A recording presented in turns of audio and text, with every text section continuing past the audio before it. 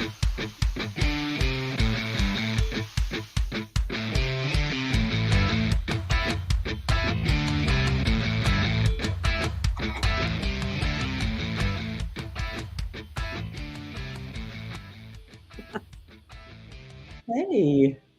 good morning, Dahlia. Good morning, Liz. I'm Michelle Bruno, and I'm here with my favorite cage match mistresses to welcome you to Cut the Shit, Cue the Genius, first of all. I hope those that are here had a wonderful holiday, and those that are yet to start their holidays or walkabouts outside the US are planning something really special because we all need it. The topic today is I had to first explain it to my co-hostesses, hosts, and it is probably just an example of how my mind works. I like thinking about larger concepts. So, what I was thinking about, and we're going to talk about analog, meaning live events, versus digital, not digital events, but a digital first lifestyle that most people have adopted.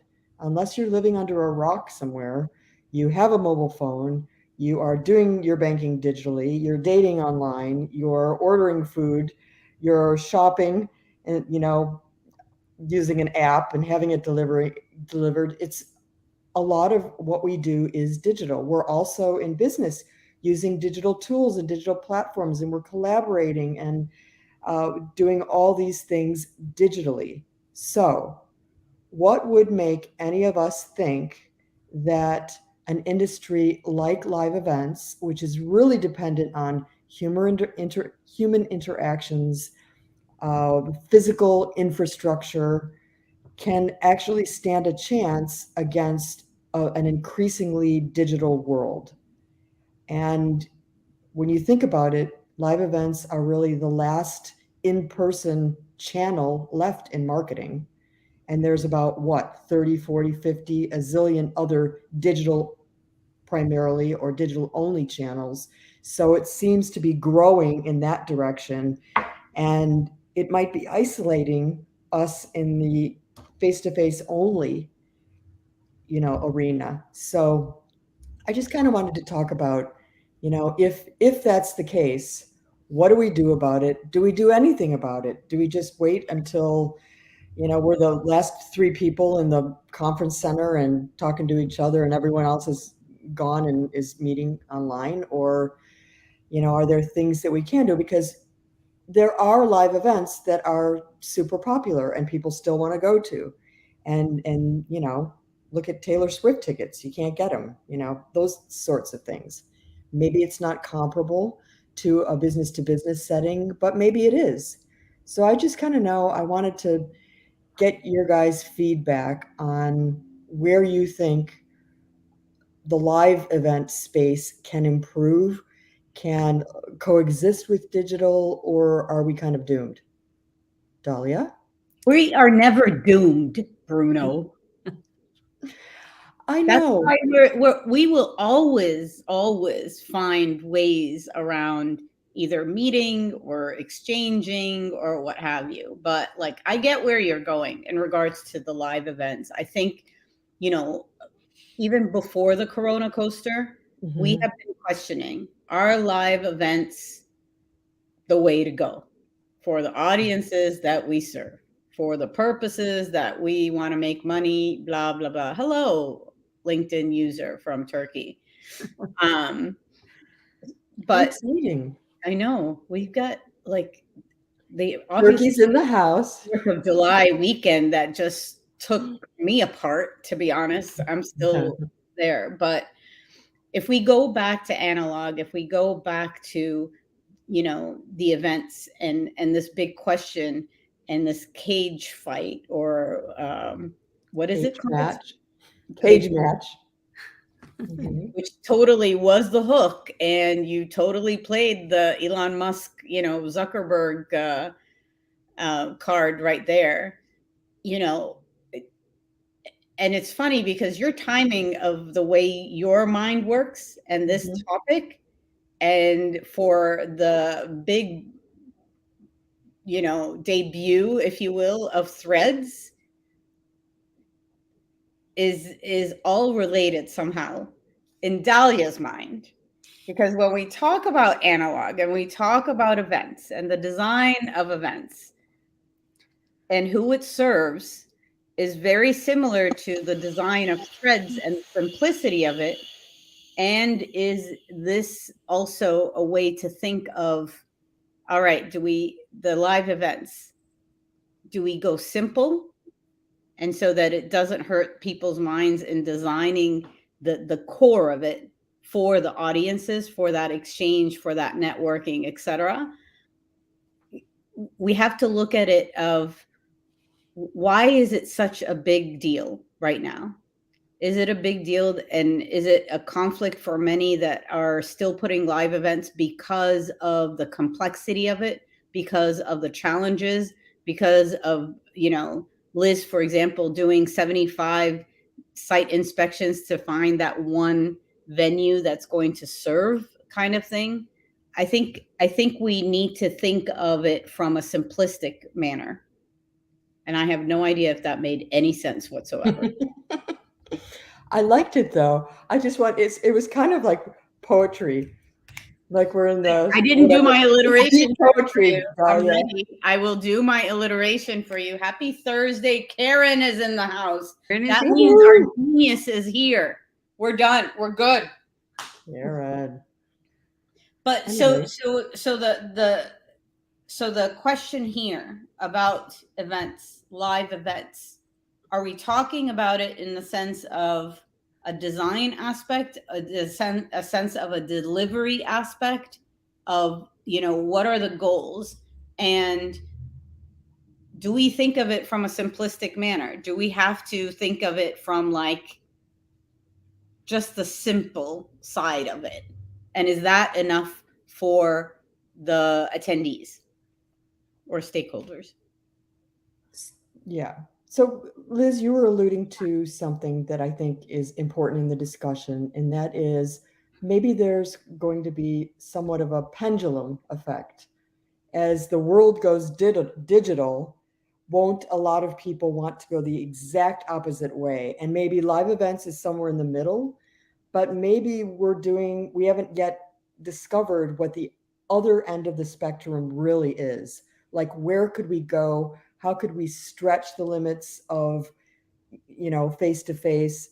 We're not doing that right now. No. We've done the same thing kind of okay for like 75 years.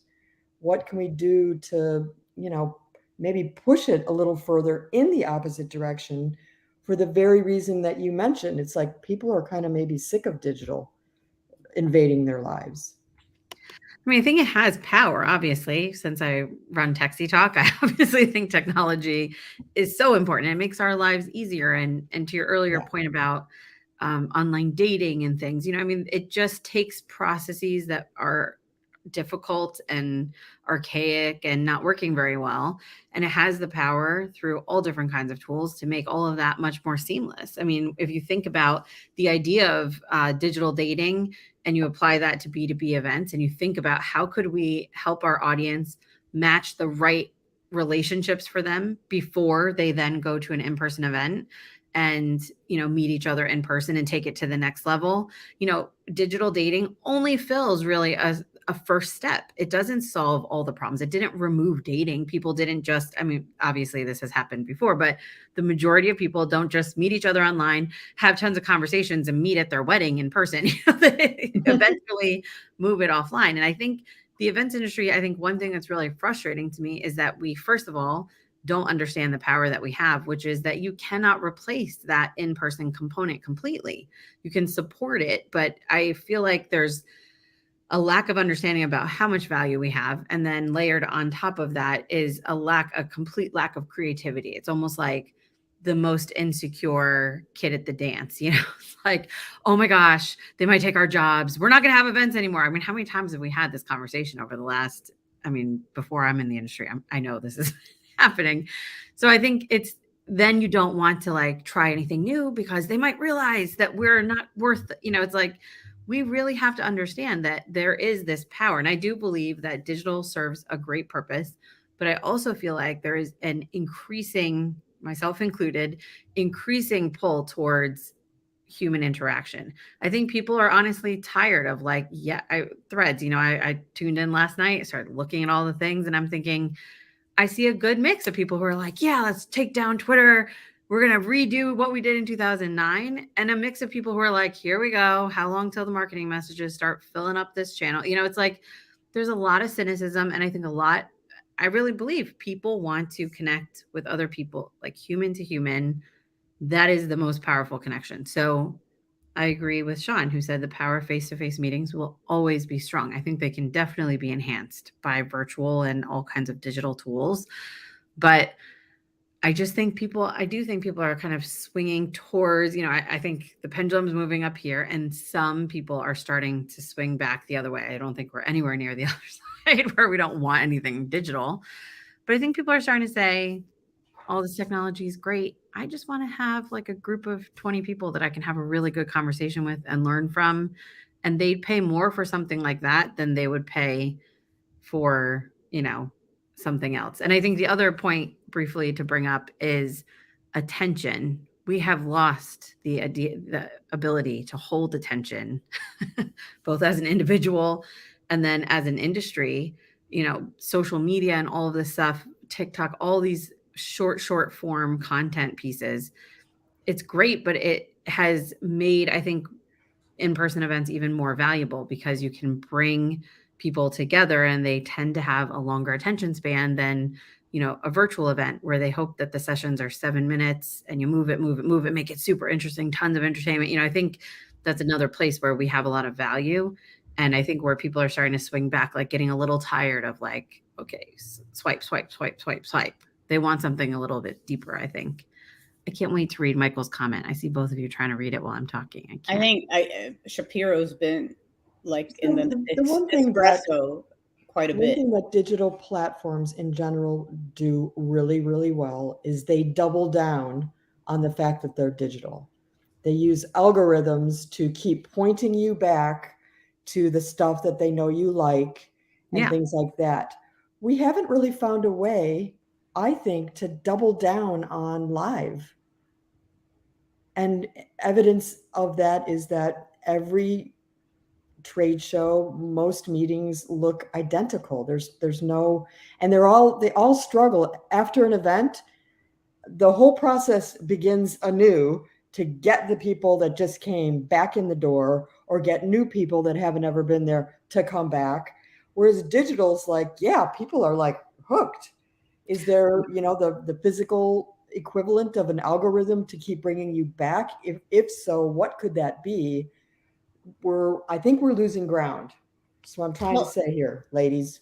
So if we're losing ground, is it because we're not tapping into what the audiences want? Like, so for forever, we have been saying you need to know your audience. You need to know the stakeholders to a point where why not like keep asking them, what do you want? Do you want the small knit group that huddles around the water cooler? Then create something for them, whether it's digital or whether it's in a live event, but let them bring their own ideas, content, conversations, and their own energy, because I think that's where you start building these circles and then these circles of people around them. And if they decide that, what, I'm not ready to go back to this live event yet again, this annual, just give me a Zoom room or give me a hotel room with white cheddar popcorn. I know one person in the audience who's going to appreciate that, with bunny slippers, then that's their event, and they will pay for it. If we're talking about monetizing, they will pay for it. Mm-hmm. But what I'm saying is, and maybe this is another question, what if the digital events that have been created and that really kick ass and does deliver the content, the exchange, the relationships, maybe the leads and the business, all of that, What if that is your analog? What if that is your event, your live event? Mhm. Like, we've been doing digital so long, why are we not calling them live events as they should be, like an annual conference? Okay, what about this? No, What answer if my the question first. I don't This is one know. of my pet peeves is that everyone calls in person live and they call virtual virtual. And I But keep why? saying Why it is should it be not live just events yeah, industry is all events all of in it? person and digital. And that, but everyone always says live events meaning in person. But we're missing a huge component by doing that because Well, the isn't best this in virtual person? events are Aren't we in person we're right now? live. I don't know that we're in person, but we're live. All Yeah, right, Bruno, but Bruno, this go, okay. go.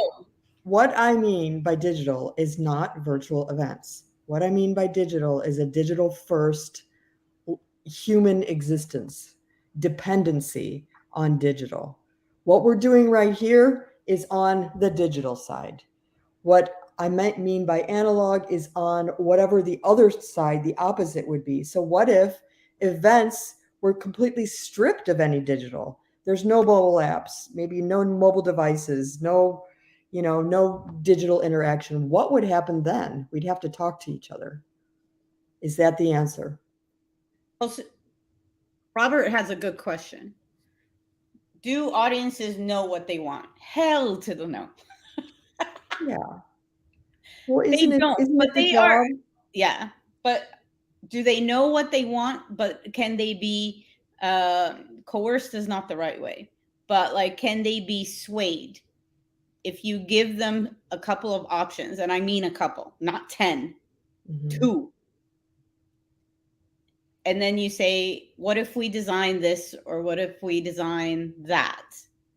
They will then tell you what they want and maybe add on a little bit more spice to it, meaning ideas that you can use, content that they would want, speakers they would want to hear from, what kind of info exchange they want with their peers, for example. I bet you there's going to be events, whether live, analog, digital, however you want to put a label on it, where it's only peer to peer. They don't want speakers, they are the speakers. Yeah. Can you do that in a digital environment? Yeah. You know what it made me think of is what if the same event, day one is like normal and everything is digital and there's all the digital tools at everybody's fingertips and it's all the way that it's done. And then day two is like no digital whatsoever. It's all just one on one conversations. You don't have to rely on any kind of anything, just humans, and see how many people attend both or prefer both or how that would work. Maybe that's the beginning of figuring out really what people desire, you Kiki's know? in. Yeah. Kiki would also like the white cheddar popcorn, smart food to be very exact, just FYI. And the bunny slippers. I think it's just odd and really curious for us to be thinking that we're the last like vestige of non-digital in terms of a marketing channel left on the planet. And do we think we can survive? I don't know that. I mean, I haven't talked to many planners who feel like we're the only thing left in the in person. I just think there's just a complete lack of creativity. Like, even when they try virtual, they just replicate what they were doing in person. Right. And in person, let's just be honest, wasn't very successful in the first place for most brands, other than, the fact that you could say that you got people together again for another year. But I wouldn't say they were like highly engaging, super interesting events that people are dying to come back to. Otherwise, we wouldn't have the ticket sales problem that most events Mhm. have. So I just feel like what it really entails is maybe redefining events, what they are and what their purpose is, and therefore what they look like. Joe had said earlier, where's the 2x speed button for in person? That's true. Even in person, people want information faster. They don't want hour-long session, buy another one, then with the lunch break, then come back and do more. And everyone is still doing that. No one wants a trade show with 500 exhibitors in a massive place and take over the whole city and be able to go to 7 of them in the time that you have because there's other things you want to do. And it's so the formats that we have are not working, but there just seems to be a very like a clinging to, well, this is what events are. This is what we do every year. We have to do it. Is Otherwise, it a people. clinging to the events or is it a clinging to the revenue it brings in? But There's look, a the very revenue's big difference. declining. That's why I feel like it's more like But, a. but here's the what you're saying is spot on. But what I'm thinking is they're clinging to the fear of losing that money. But what they're not clinging to is, okay, let's do this new idea that everybody's excited about, like Shapiro just piped in right now, as part of this event. And let's try it out that way. Mhm. Let's have it where it is a bunch of peers or it's a bunch of people that have decided to have an event within the event with no, I'm not going to say no technology, but what if it's purely on conversation? What if it's purely on the energy of the conversation and the idea exchange, etc., to a point where, like, I would actually turn it into put your phones down or put it in the basket at the over there, and we will record it for you and we will give you access to it so Joe can have his, like, speed button and get through the boring people like Adalia, for example. Mhm. And then you would be able to revisit it. But the whole idea is, what if I don't see a lot of conferences where they actually give the power of the event design or the content exchange to the attendees. Well, Well, primarily. that it's funny you should say that. Sorry to interrupt, Liz, because it sounds like what we're talking about is the unconference concept. And if You we go basically back and we say the event campus one more time, I'm going to die. no, Adrian, we're talking your language. Yo, But Adrian. yeah, just it's kind of like people just show up with their, brains and their selves, and it starts from there. And then people ideate around things, they share ideas, they make relationships, and you don't need any of the other, stuff. Is that a direction that we should pursue harder? So Because I think people the seem to question really enjoy those. Mhm. to Kiki's point, she wrote, why people resign themselves to thinking that creative and interesting is too expensive. Why are people afraid to try? And I think it does tie to the revenue question. If we're talking about B2B events, people don't give the power to design the event to the audience because it's the organization paying and they want to get across what they want to get across. They're there, they exist to, put certain amounts of content out into the world. They're trying to use this to develop new leads. And so they have to get that ROI. And so I think one piece that we have to consider is if you created an unconference style, or let's say you created something that is completely driven by your audience, to do that well, you have to believe as an organization that where you're going to get the best return is by building an audience who feels connected to each other. And you're the one who created the space, therefore they feel connected to you. And you have to take out all the other stuff. Oh, we have to do X number of speakers. We have to have X number of sponsors. So the revenue will completely change because ideally you get people who want to be a part of this community so much that they're willing to be the ones who are footing the bill for it and they're paying the ticket prices. And then you're supplementing with like great sponsors and you're putting in your own marketing budget to support. And that's how the revenue works. But I think a lot of organizations are either nervous about doing that because they're not sure what they can put out that people will pay good money for. But we see, I mean, like Taylor Swift, she has no problem selling high ticket prices. She has no problem selling out massive. But I think this is the switches that B2B organizations have a much harder time building for the community because they're so obsessed with like what they need to get across if they were going to spend.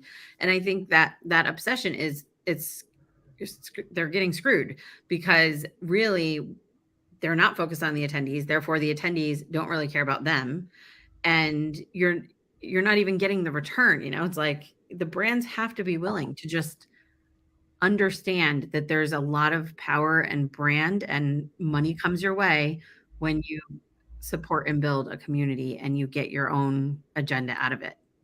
Do you think businesses are ever going to do that? Or it's going to be the community that's going to design their own events. Yeah. That's what happens all the time. The best events, the most unique events, the most innovative are people who are like, we're not going to that event anymore. Let's do our own thing. Yeah, but okay, so how many events have you seen? Like a CES, for example. I'm going to pick on them for a second. But how many events have you seen where communities or brands have succeeded in building, I'm going to call it an exchange for now.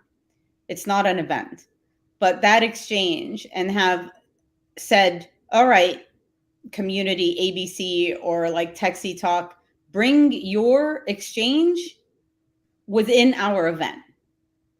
So for the longest time, you talk about co-location, for example, right? Mm-hmm. And basically a co-location of like-minded people, like-minded association. Oh, let's, increase numbers. If we co-locate, we're going to get 100,000 more people. That's bullshit, but that's not the case. But what I'm saying is, instead of looking at it as numbers, why don't you look at it in the sense of exchange? Why not embrace those communities, or why not embrace those groups that are on their own and give them a home within your event, whether it's digital, analog, virtual, what have you? Then you're better off. You don't need to own them like That's SEMA. the problem. B2B You don't organizations need to own them. have You this don't need need. to relabel them. But you get to actually embrace them. Is where I'm going. Mm-hmm. Yeah, see, Michael says the B2B organizations think that the way I was talking about isn't focused enough on the content that comes out of these conversations. These are the myths that, organizations have to understand. There is a power to just bringing the right people together and allowing them to create something that's fun and enjoyable to them. I mean, we always say, when you're at a big event and the three of us grab coffee, we have way better conversations than anything I learned by sitting in a session for an hour by the best speakers in the world. They could be amazing speakers. That's not the point. But there has to be that, like, brands have to understand that there's some value to just creating the space and leaving their own, not that there can't be any goals, but that those goals have to be much more long-term. We talked about this on previous episodes, like you're going to invest $100,000. You want to make sure you get 750 leads. Well, it's an unrealistic expectation every time anyway. What do those leads really mean? How many of those leads really buy from you? How many people buy from you a year later that you're not tracking anymore because you've already done another event? So you've lost there's just, we've seen this, I think, in each of our own individual businesses, going back to the Twitter days where we all started connecting with each other and making relationships. And we didn't have a sales plan behind it that I was dragging out. To this day, from Twitter, 2009, I probably book 80 to 90% of my business, event planning business, through people that I met in the events industry who refer clients to us, people who are otherwise considered our competitors. It seems ridiculous, but it does work long term, and it's much more peaceful and much more enjoyable. I don't think I've ever actually pitched a client, and we've been in business since 2010. So everything has come through these relationships, but bigger organizations feel like they have to, justify this ROI within 30 days or it wasn't worth the spend. So what I'm hearing is that we actually know what to do. Oh yeah, hell yeah. Everyone knows what to do. How to bond when we're in a room with people. We know the kinds of things that people just generally gravitate toward. So is the industry just lacking the will to put more of those things into play and less of the other things? Are we trapped in sort of some kind of event, military industrial complex, and we can't get out? Or, why can't we change at the pace that the rest of the world is moving Or are they afraid of failing? Mhm. It's very risk averse, tied to money. Like Yeah. if you really, and I think that's the reason That's the why you truth. don't see so Well, it's many it's trials. short-term profit over long-term Right, profit. And you're because biting you yourself And in the ass the whole time because later these industries are moving forward, forward, forward.